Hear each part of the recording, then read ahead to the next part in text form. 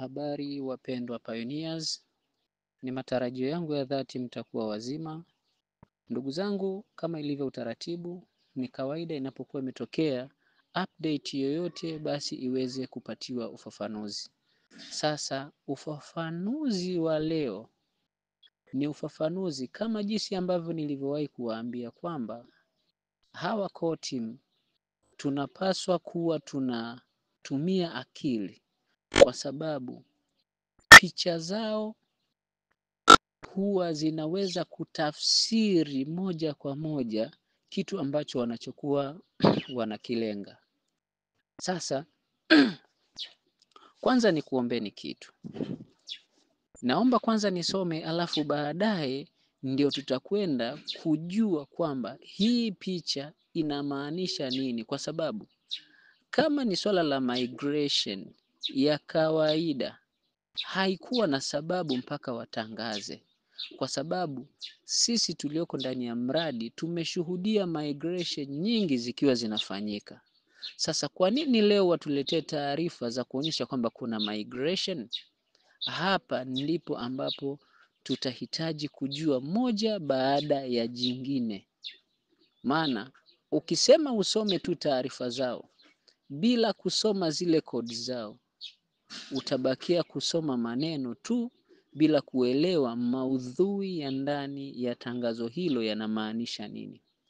Sasa kichwa cha habari kinasema hivi: MyNet Migration Roadmap by Priorities.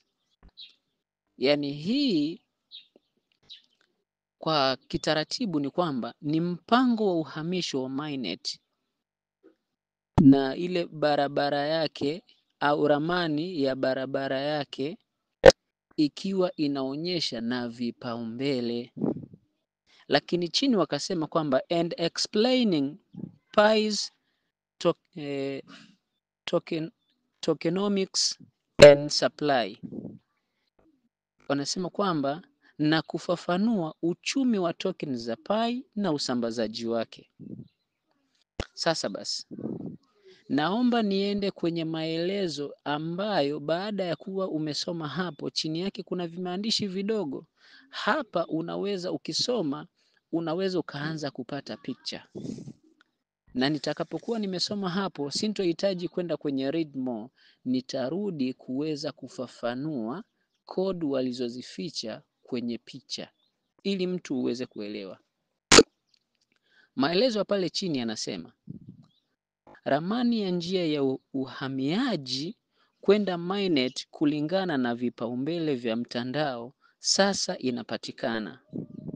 Ramani hiyo inaeleza jinsi ya uhamiaji wa kwanza, uhamiaji wa pili wenye bonus za marejeo na uhamaji unaoendelea kwa msingi wa kawaida, vitakavyopangwa kwa mpangilio huo wa vipaumbele. Blog hiyo pia inafafanua zaidi kuhusu mfumo wa token wa Pi na muundo wa usambazaji wake, ikieleza jinsi mgao wa kila mmoja unavyohusishwa kwa uwiano na zawadi za uchimbaji zilizohamishwa za pioneers, kuhakikisha haki, motisha zilizo sawa, uwazi katika mtandao mzima. Sasa hapa kidogo tuelewe. Wanapoongelea kwamba kuna hiyo migration, lakini wameelezea kwamba kuna mambo ya haki na usawa. Hapa tujue hivi, kwenye hiyo migration tunayotaka kwenda, ikiwa imejumuisha migration ya sarafu zetu, ukiachana na hii migration nyingine ambayo wameificha kwenye code, tunaongelea hapa migration ya sarafu zetu. Hapa wanatuambia kwamba kuna zile unverified. Hizi unverified zimekusanya sarafu zile ulizozichimba, lakini pia imekusanya bonus zile za referral na pia imekusanya zile utility apps. Yaani kwamba mfano unapokuwa unaingia kule kwenye mfumo wa ecosystem, unapokuwa unaingia unabonyeza kukaa unatembelea kule kwenye mifumo. Kama mnavyokumbuka siku za nyuma niliwahi kuwaambia kwamba kule kutembelea kule kwenye mifumo kuna bonus unazokuwa unazipata. Sasa hapa wanatuonyesha kwamba kwenye hiyo migration ambayo inahusisha sarafu, basi zitaweza kuchambuliwa ili kuweza kuzihamisha. Kuna sarafu zitakazohamishwa ambazo zitakazokuwa ni za referral, wale watu uliowaalika, lakini pia kutakuwa kuna zile za utility apps kwa maana ya matumizi ile ya zile applications. Lakini pia wanasema kwamba kuna zile transferable. Hapa kwenye transferable unaweza ukakuta kwamba transferable imeandika 20, lakini haimaanishi kwamba hizo ndizo zitakazohama. Hapana. Baada ya kuwa zimethibitishwa zile ambazo watu wamefanya KYC kwa maana ya wale referral team wako, zitamegwa na zingine ambazo ni zile za utility zile utility apps kwa maana zile sarafu zile zilizopatikana kwa matumizi yale ya kutumia zile application zitamegwa pia ziunganishwe na hizi 20. Kwa hiyo unaweza ukashangaa kwamba migration ikifanyika ukakuta kule, hapo inategemea sasa kama kwenye available kwenye unverified kama ziko nyingi, unaweza ukajikuta kwamba sarafu zilizohama badala ya kuwa 20 unaweza ukakuta hata zimehama 300 au 200 au 100 au 50. Ni kutegemeana na unverified ziko nyingi kiasi gani na ni zipi ambazo zimeweza kuchakatwa. Sasa basi, baada ya kuwa nimepitia hayo maelezo kidogo, sasa naomba twende kwenye picha. Mimi nitadili na picha tu, na hapa kwenye picha nafikiri mtaweza kunielewa. Hii picha yetu ni lazima tuichunguze kwa kwenda na mfumo wa kodi, kwa sababu hawa jamaa hawaandiki tu, hawachori tu. Ndio maana wale wachoraji mchoraji huwa anaweza akaelezea stori nzima ndani ya picha kulingana na jinsi ambavyo anavyokuwa anaichora. Kuna vitu ambavyo anavyokuwa anavimaanisha mpaka umuulize, ndipo unapoweza ukajua kwamba maana ya picha hii ni hivi. Sasa tunakuja hapa, ninajikita kwenye ufafanuzi wa muundo wa picha. Kwanza ni muundo wa picha ambayo kitaalamu wanaita kwamba ni design layout. Picha ina mandhari ya zambarau yenye mng'ao wa kisasa. Hii inaashiria ni teknolojia na maono ya kidigitali. Kwa hiyo popote utakapokuwa unaona wameleta rangi ile ya zambarau yenye mng'ao, maana yake ndio hivyo kwamba ni lazima inakuwa inaashiria teknolojia na maono ya kidigitali. Hapa kwanza utambue kodi ya kwanza ambayo huwa core team wanaitumia kwa kuonyesha hiyo rangi ya zambarau. Lakini pia kwenye picha yetu kuna mstari wa katikati wenye picha za maputo ya pai ikionyesha alama na njia iliyochorwa kwa madoido. Vile viputo ambavyo kuna yani kama vimechorwa kwa kupanda na kushuka, kupanda na kushuka. Kuna kimoja kinaonekana kwamba kipo chini kabisa, kiko mkono wa kushoto, ambacho kinaonyesha kwamba bado kinapanda. Haya, baada ya kumepanda kuna kingine kinaonekana kiko juu, yani kinaonyesha kwamba hichi kinakwenda kushuka chini, na kuna kingine ambacho kimeshakuwa huku chini kabisa kwenye mstari wa mbele. Hapa zimepangwa katika ule mpangilio wa kuonyesha kwamba kuna moja ambayo mchakato ni wa kuanzia chini kupanda juu, yani kama watabu, lakini kuna nyingine inabakia ni kuporomoka, lakini kuna nyingine ambayo tayari imeshafika huku.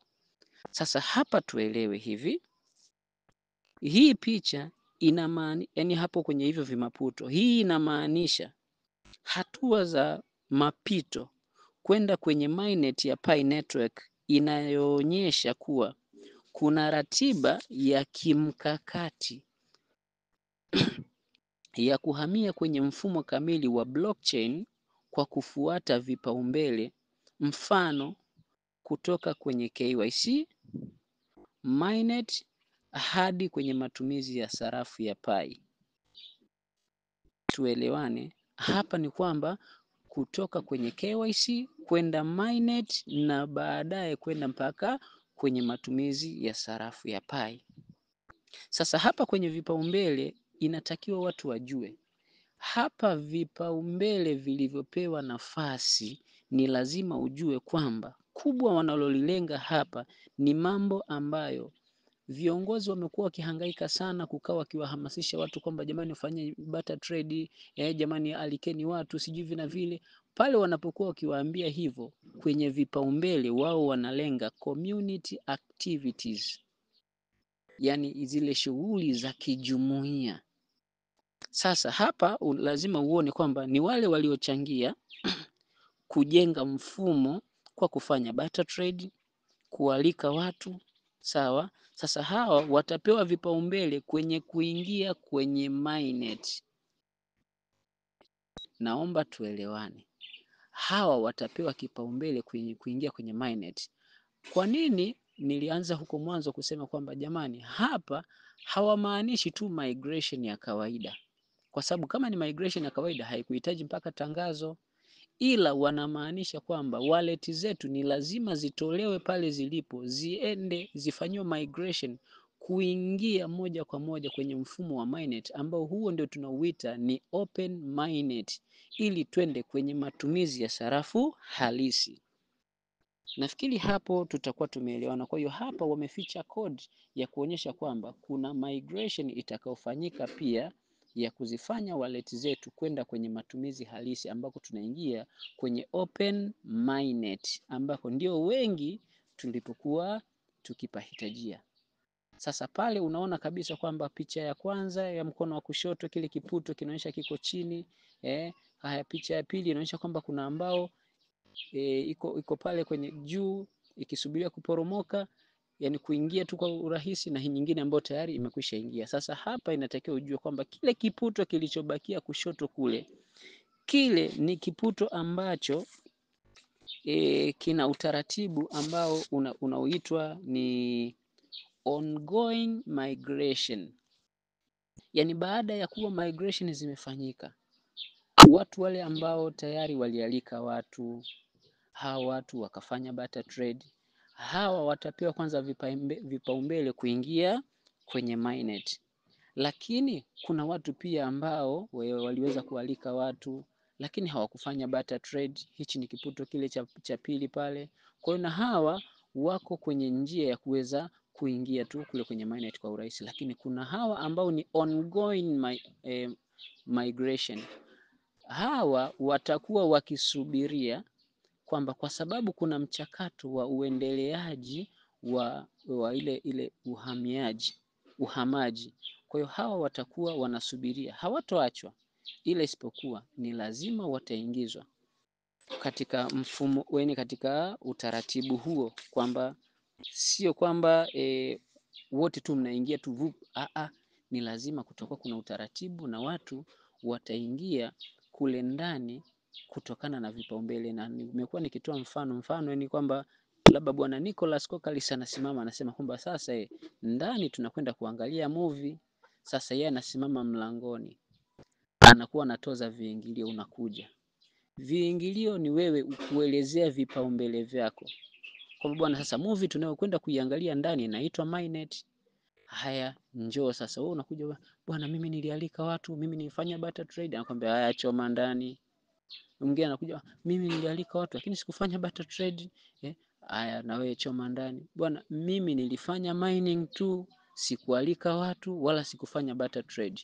Wewe unaambia kwamba subiri zile ongoing migration, yani zile migration ambazo zitakazokuwa zinaendelea, kwa sababu huu ni utaratibu, hii ni system, haito sita, itaendelea kufanya hiyo michakato. Na wameahidi kwamba kutakuwa kuna utaratibu wa kila mwezi kupatikana hizo ongoing migration, lakini pia kila robo ya mwaka na kadhalika.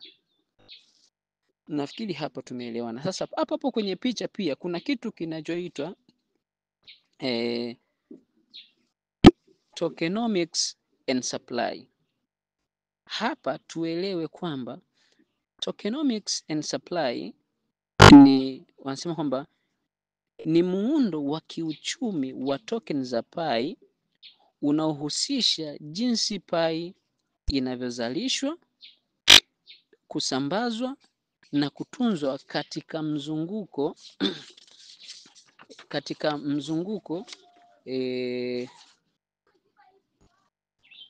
hapo inavyotunzwa katika mzunguko. Sasa hapa inatakiwa tuangalie hapa, inasema kwamba katika huo mzunguko wa huo uzalishaji wanaonyesha kwamba 80% ya zile sarafu wanasema kwamba hii ni kwenda kwenye community, 20% hii ni kwenda kwa core team na contributors wale wachangiaji, na pia kuna ile total supply ni pai bilioni 100.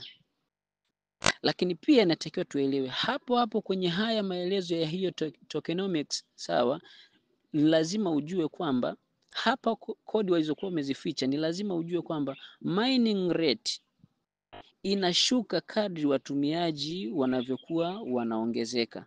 Lakini pia kuna halving mechanism, ambayo halving mechanism ni sawa na Bitcoin, hupunguza kiwango cha uzalishaji kwa muda fulani kama njia ya kudhibiti supply. Sasa naomba utambue wewe pioneer, dashboard ina maana kwamba si kila mtu atahamia kwenye mainnet kwa wakati mmoja. Kuna hapa natakiwa uelewe kwamba si kila mtu atahamia kwenye mainnet kwa wakati mmoja. Kuna vipaumbele, nani anakwenda kwanza kulingana na vigezo kama nilivyovitaja hapo mwanzoni. Lakini pia inatakiwa tujue wakati tukiwa tunaelekea kwenye hiyo second migration, pia kuna tarehe pia muhimu za kukumbuka. Kuna tarehe 30 Novemba 2024. Hii waliiweka maalum kwamba ndio mwisho wa kuwasilisha KYC. Lakini pia kukawa kuna tarehe 31 Desemba 2014. Hii walisema kwamba itakuwa ni mwisho wa uhamishwaji wa mainnet, yani kwa maana hizi kwamba tupate zile migration, sawa. Lakini pia wakaweza kuongeza muda mpaka ikaja tarehe 31 na baadaye wakawa wameongeza. Sasa hizi tarehe zote, iwapo utakuwa umeshindwa kuweza kufikia kile ambacho walikuwa wanakaa wanaongeza, wewe ukashindwa kuweza kufikia, ni lazima ujue kwamba hayo yote ya tarehe 31 tarehe 30 mwezi wa 11 na tarehe 31 mwezi wa 12, lakini baadaye ikaongezwa, kama haya yote yamekupita, haujapata huo uhamaji kwa maana ya kupata ile first migration, hii ni hatari sana, kwa sababu itahatarisha salio lako la pai. Yani unaweza ukapoteza sehemu kubwa ya salio lako la pai, isipokuwa tu watakupatia kifuta jasho cha pai zilizochimbwa ndani ya miezi 6 kabla ya uhamaji. Sasa hapa tunapokuwa tunakwenda huko, mkae mnajua kabisa kwamba unaweza ukaingia kule kwenye mainnet ukawa umeingizwa labda huko, au kabla ya kuingizwa ukapatiwa ile migration ambayo itakuwa kwako ni first migration. Hapa ni lazima ujue kwamba hiki kitu unakwenda kukutana nacho.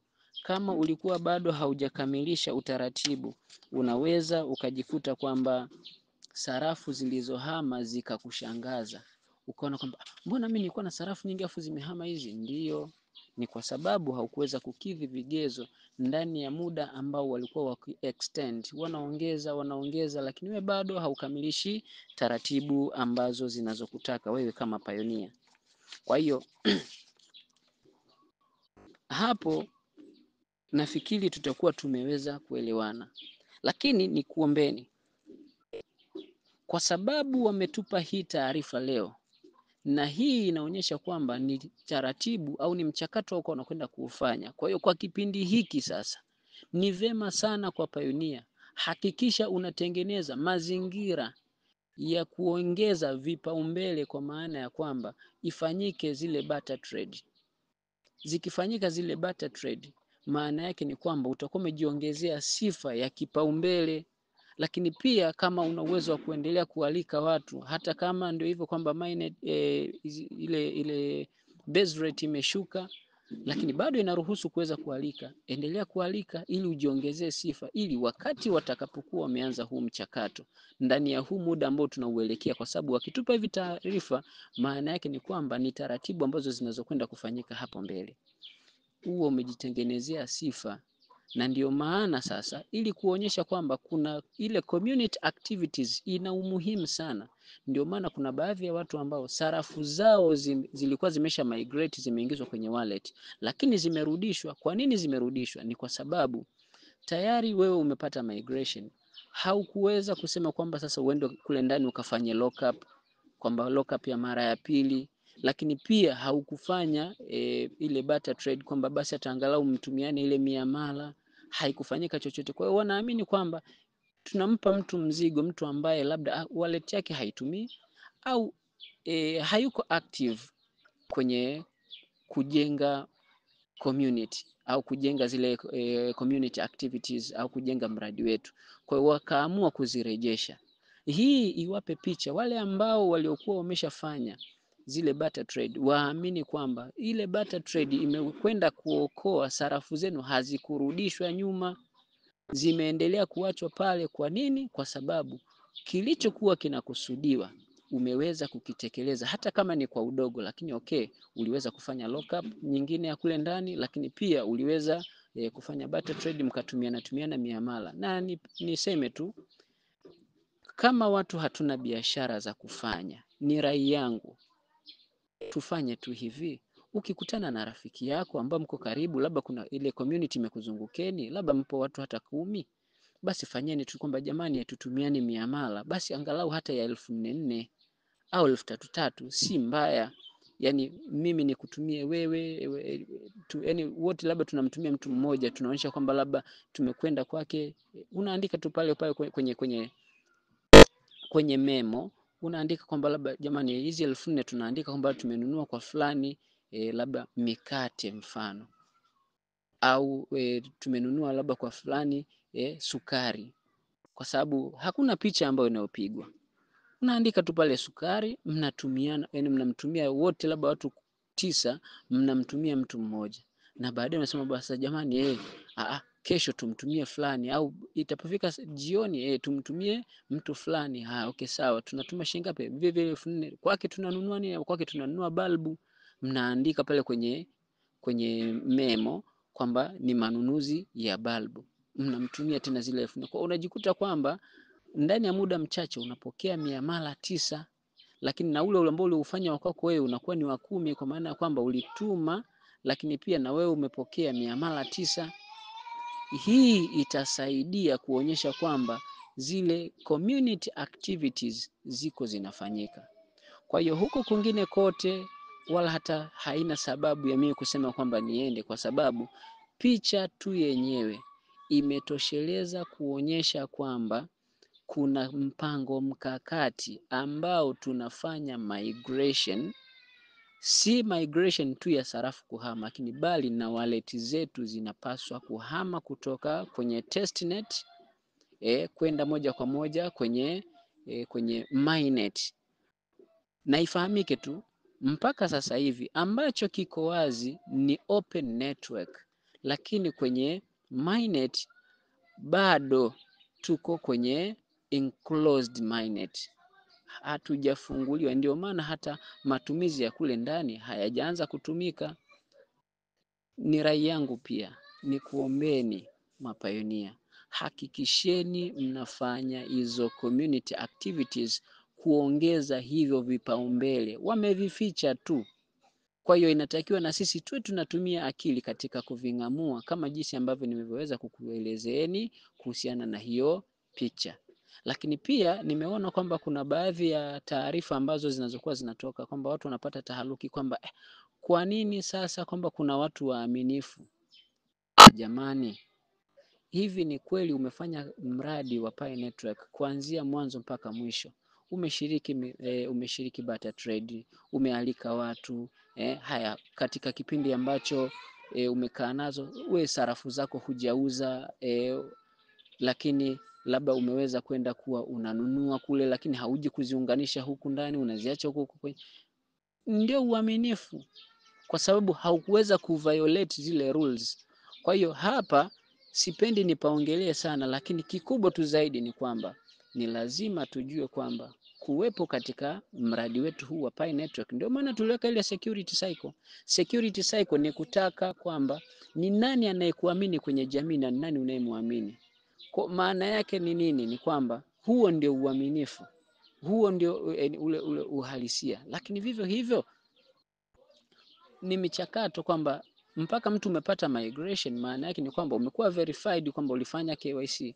Kwa hiyo nisifanyi maongezi yangu yakawa mengi, lakini nikuelezeni tu kwamba kwa picha hii, huu ni uandaaji au ni utayarisho au mpango mkakati, tunakwenda kuingia kwenye mainnet ambayo inaelezea matumizi halisi ya sarafu ya Pi, na sio kwamba eti labda ni migration tu ya sarafu zetu.